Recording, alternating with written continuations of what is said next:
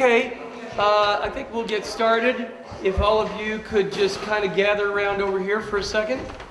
I'm Steve Liggett. I'm the artistic director here at Living Arts. I'm proud to say that we've grown this place over the last 25 years into a magnificent bastion of freedom for expression.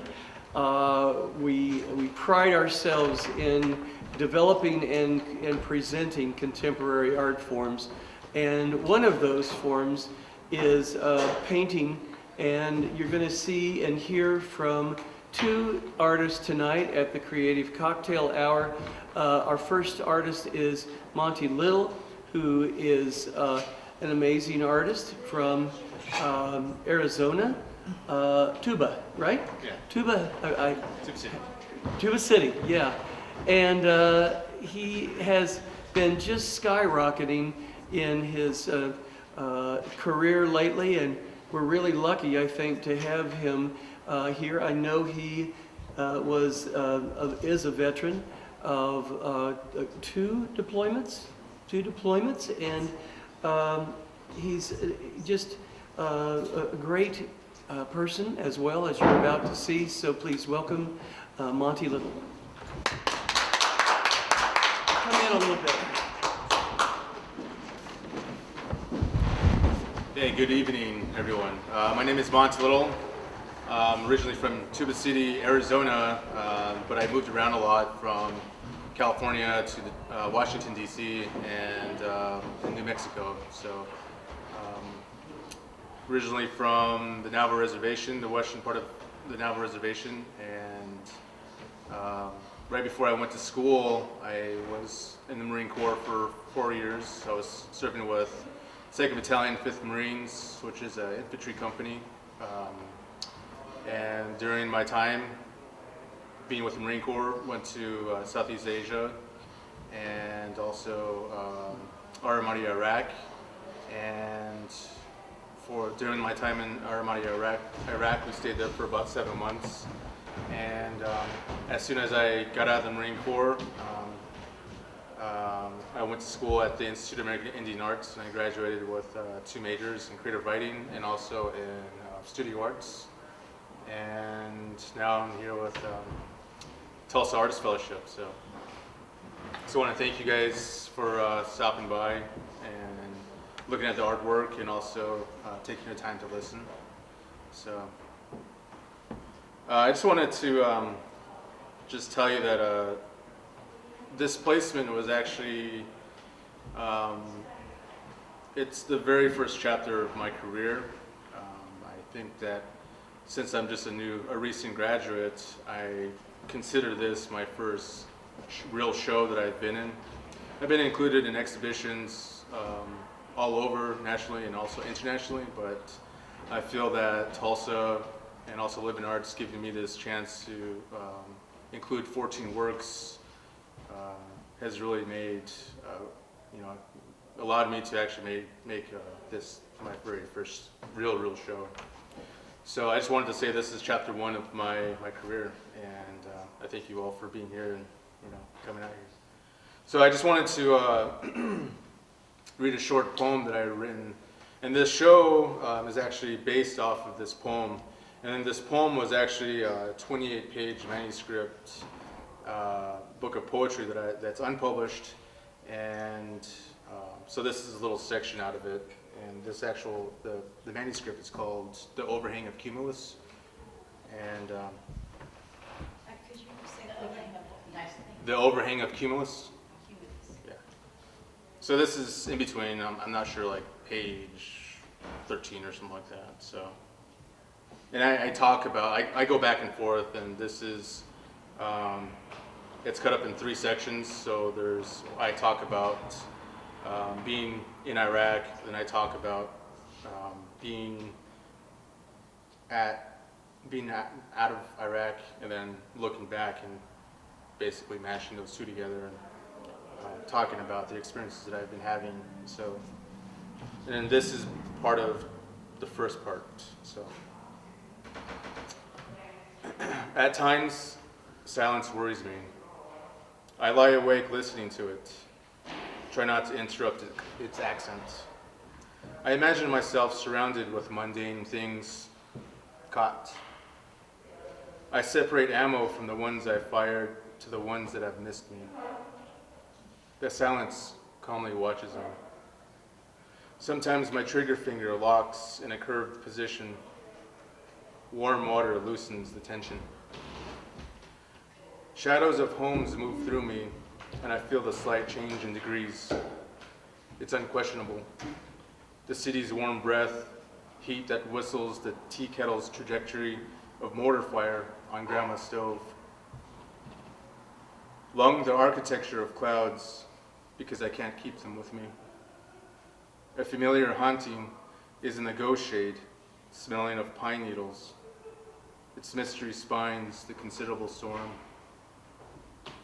Figures disfigure a calm memory, and instead leave me twined to the foliage of gunfire. Someone rearranges a minute to sound like an hour. The exploration of silence in a dog's growl over a child ashed in memories. I yearn to scumble calluses to the complexion of sleep. Its opacity is mute, not silent. Or rather, is it the word of someone hiding, found? Contingency combs memory. Preliminary sunrise is a cloudless sky. The history of anything else is codicil in vertebrae. Knowing this, I grasp the color of your hands, measure a prayer to sniper fire, return the blackened pine to unfinished drawings of you, seemingly washing to the memory of pre-dawn air, the framework of your slender jawline. We are but of a sketch, a scribble on white paper. So when I was in the Marine Corps, I kept this little tiny journal, and I was basically writing words down, unfamiliar words, some words that I was looking up in a dictionary, and I would match them just with random other words. And I tried to complete sentences by connecting them in any way possible, which sometimes made sense, sometimes didn't make any sense. And you know, while I was experiencing war in real time, I was trying to figure out if there was any kind of connection between those sentences and everyday life that I was going through. And you know, seeing buildings crumbling, seeing the faces of war-torn Iraqis, you know, anything from child age to elderly, I couldn't help but really think about the closeness of color skin, the closeness of indigenous peoples, and I was, you know, looking at them and thinking to myself, like, you know, is this really for me? So immediately when I came back, I got out of the Marine Corps and I went to school.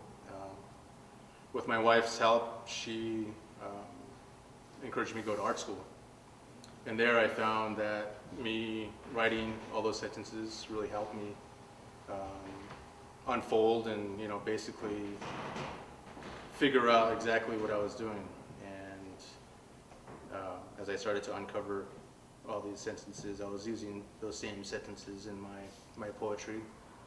And I was studying under John Davis, who at the time was the creative writing director, and he was always inviting visiting writers, and every single one of them kept telling me to continue writing. But I stumbled across printmaking, and I loved it. I wanted to continue it, and I started doing prints and drawings, and I found out that I had a strong interest in drawing and also printmaking.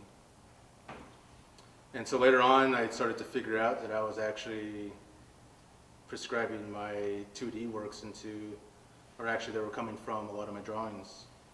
And just that relationship on paper, you know, it traveled so quickly, and I started to build a body of work that I felt like meant really close to me. It was really was more like like a diary a little bit. And I was kind of hesitant to show it for a little bit, but being at II, everyone was really super supportive, and they told me, show your work. So I did. And so I graduated. And at the time, Julia White came to II, and she said, why don't you go and submit your work, and maybe we can find some place for you. So I did, and here I'm in Tulsa. And now that all of this has worked up to the show here, Displacement is a really elective collective that became everything that part one of the manuscript. So everything, all the images that are displayed here have some kind of location inside the manuscript. And I wish I could, show the manuscript, but it's still being worked out right now. But the faces just basically represent the multitude of people that you see every day. They're half done, they're half completed, because there is just a lot of there's a lot of character and the bottom half of people. When you talk with someone, you either look in the eyes, or you watch them, the way they move their mouths, or the way they smile, they show teeth, or they don't show teeth. And it's really interesting. I like to locate on the physicality of those areas, and they become more interesting when you duplicate it and you start to show some of the flaws in people's characters. And and that's a reflection of every day. There's flaws in everyone's lives. There's flaws in everyday experiences, and but you take it and try not to take it for granted. And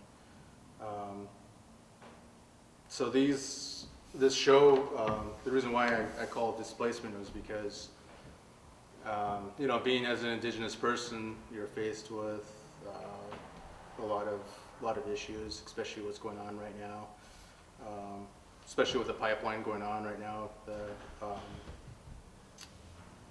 the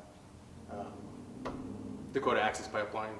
We're still facing a lot of environmental issues right now, and I feel like being an Indigenous person, or people who are fighting for Indigenous rights right now, they feel really displaced, and that's exactly what I'm trying to express right now. And I hope you guys take all this into consideration, the surrealism.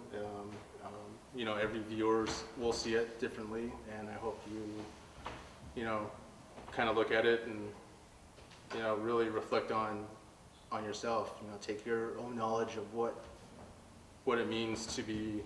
What does surrealism mean? What does abstract thought mean?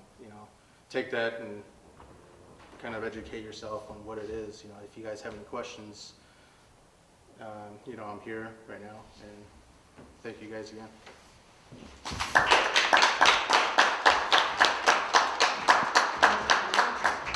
We've got time for just a couple of questions. Oh, I'm sorry. If you have, yeah. Yeah, that's interesting. So I'm really curious about, you talked about how your writing has influenced your artwork, and obviously you got your degree in creative writing, it sounds like. Yeah. What is your do you have a daily routine that you go through with your writing, or where do you find inspiration to your writing, I guess? Yeah. So right now I don't have a set routine right now. Like I said, this manuscript has been in works for about 3 years now. Is that an extended poem? Yeah, it's a book-length poem, and so how it's just divided, it's through three separate chapters. So there's 1, 2, and 3, and they're all basically based on the different time periods of my life, from wartime to post-war. So right now, everything that is here is basically chapter 1, and I have enough written material to reflect back on that right now. So I don't have anything new written, so that's my routine so far. Yeah. Seeing your artwork and hearing the poem, I realized that you're not only layering words, but you're layering your art. And you look at your art and you can see the pages that are layered on top of each other. And then you see the eyes and the ears, and you put that in connection with your the trauma of the war, where you had to have your eyes and ears open all the time.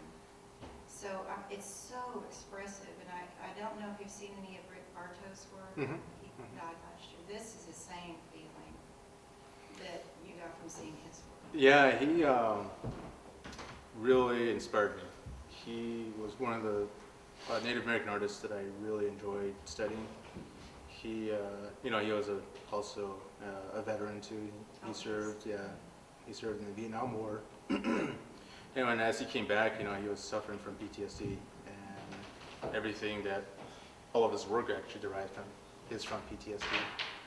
And so, I really took a lot of his work into consideration, and I learned from him. And unfortunately, he came here to the Gilcrease, or he was scheduled to come here, but he never showed just because he passed before. And I wanted to meet him, and I even we got a book. It was a Christmas gift, and I was ready for him to sign it, but he never showed up. So unfortunately, yeah.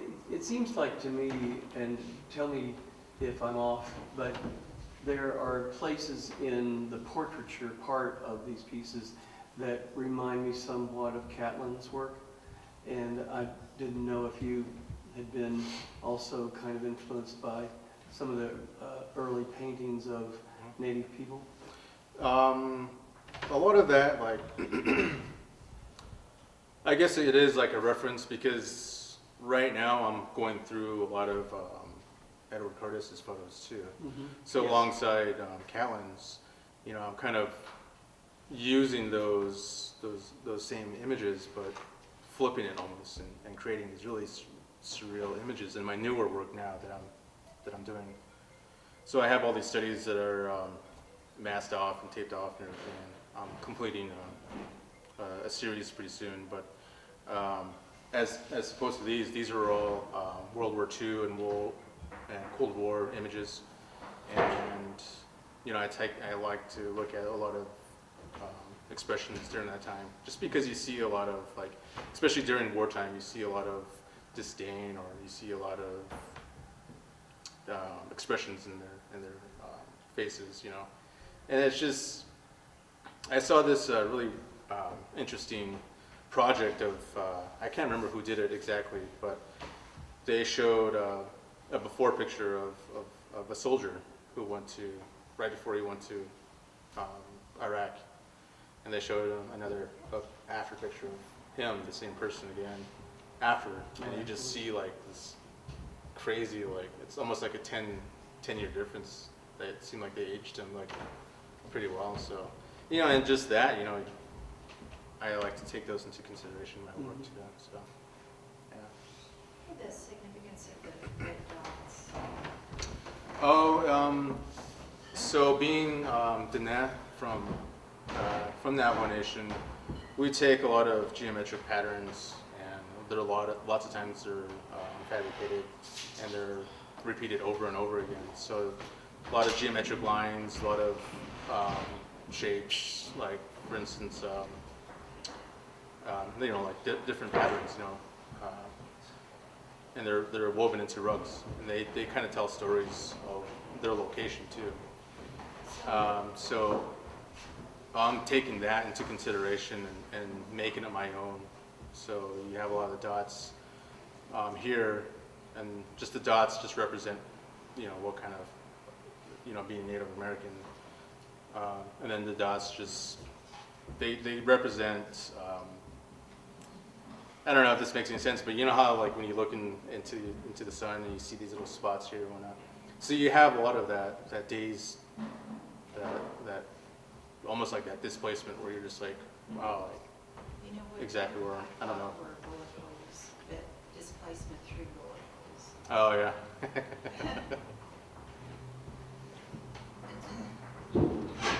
Okay, thank you very much, All Monty. right. Thank you, guys.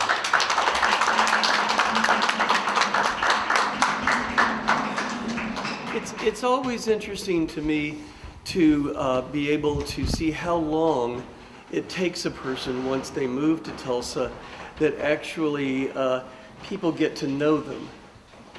And it's actually taken about, I don't know, almost a year for me to actually meet some of the great people that are coming to Tulsa and be able to get to know them.